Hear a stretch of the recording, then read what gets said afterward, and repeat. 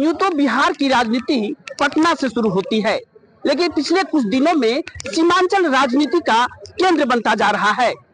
और आपको पता है कि माह रमजान बीत चुका है, बावजूद इसके रमजान के मौके पर ईद मिलन समारोह बीतने के बाद भी अभी तक बदस्तूर जारी है, जिसके कई सियासी मायने भी हैं।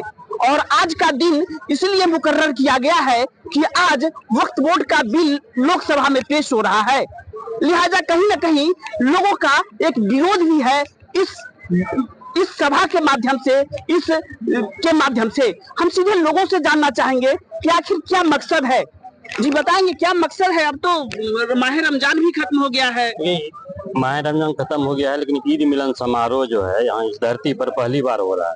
और सबसे काला कानून जो आ रहा है वक्फ बोर्ड, जो आप बोले उसका हम लोग घोर निंदा करते हैं। जितना बोल रहे हैं वो बहुत कम है।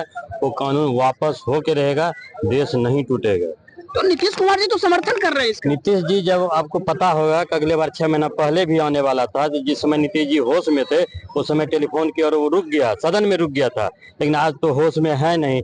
कल उनके पार्टी के द्वारा व्हिप जारी कर दिया गया है, कल क्या हो जाएगा उसका कोई मायने नहीं रखता है। नीतीश जी होश में नहीं है, इसीलिए ये हाल हो रहा है। अच्छा, अगर सदन में पास हो जाता है तो क्या जनता इसका विरोध सड़क पर करेगी क्या? एकदम रोड से लेके वहाँ सदन तक बिल, कभी जैसे आपको किसान वाला बिल वापस हुआ ना, हर हाल में बिल वापस होगा। बिल वापस होगा एकदम हर हाल में वापस होगा। इसके लिए क्या क्या रणनीति बनाए हैं राजद की तरफ से? आज तो शुरुआत है, फिर पार्टी में रणनीति बन रहा है, बैठ के जैसा दिशा निर्देश आएगा वैसा किया जाएगा जी।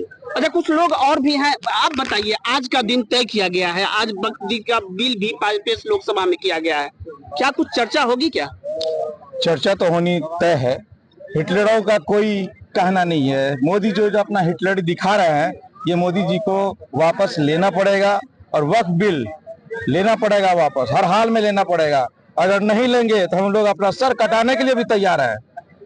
रोड से लेकर सदन तक लड़ाई करेंगे, चाहे जितनी भी लाठी खाना पड़े हम लोग खाएंगे। वक्फ बिल को वापस लेना पड़ेगा। मुसलमानों की हितैषी तो कई पार्टियां करती कि हम भी उसके हितैषी हैं, हम भी उसके हितैषी हैं, लेकिन यहाँ पर तो कई लोग समर्थन दे रहे हैं वक्फ बिल का। देखिए, नायडू जी ने कहा, समर्थन दिया। नायडू जी ने कहा कि हम वक्फ बिल के साथ हैं। नीतीश जी को भी चाहिए और उनको कहना चाहिए नीतीश जी को कि हम भी मुसलमानों के साथ हैं। आप कहते हैं कि हम मुसलमानों के हमायती हैं, भाई आपने क्यों नहीं कहा मोदी जी को कि आप वक्फ बिल वापस लीजिए?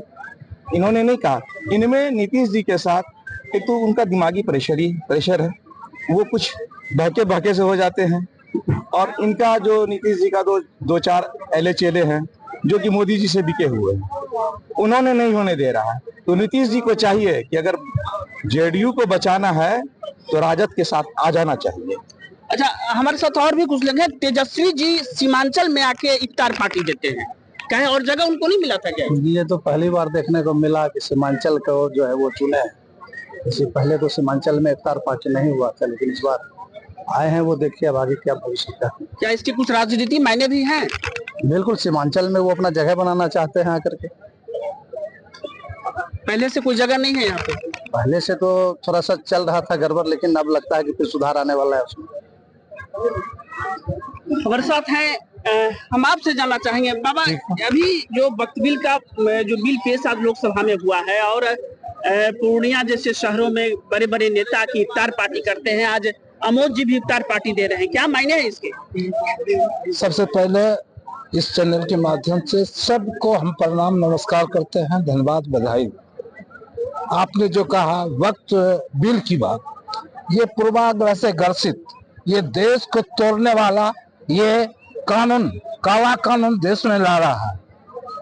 जब पहले हिंदू मुसलमान करके, मंदिर मस्जिद करके जब इस देश को तोड़ नहीं सका, तब वक्फ बिल के माध्यम से, अगर आप वक्फ बिल के माध्यम से अगर मस्जिद को हटाना चाहते हैं, मस्जिद को सीमित करना चाहते हैं, तो कल मंदिर से भी, ये आने वाला कल में मंदिर को भी ये सीमित करेगा, मंदिर का भी जमीन ऐसी करेगा और देश को जो है अराजकता देश में फैलाएगा। हर जगह दंगा फसाद होगा और सामाजिकता नहीं रहेगा। उसके बाद आपने जो कहा कि दूसरी सवाल कहा कि हमारे ये सीमांचल में सब आकर के जो है ये ईद मिलन समारोह कर रहे हैं। तेजस्वी भी आए हैं, तो ये तेजस्वी यदि आए हैं तो ये संदेश समूचे देश के लिए देगा। ये संदेश बिहार के लिए ही नहीं है, ये संदेश समूचे देश के लिए दे रहे हैं। जो हमारे गांधी जी ने कहा था कि हिंदू मुस्लिम सिख ईसाई आपस में है सब भाई भाई।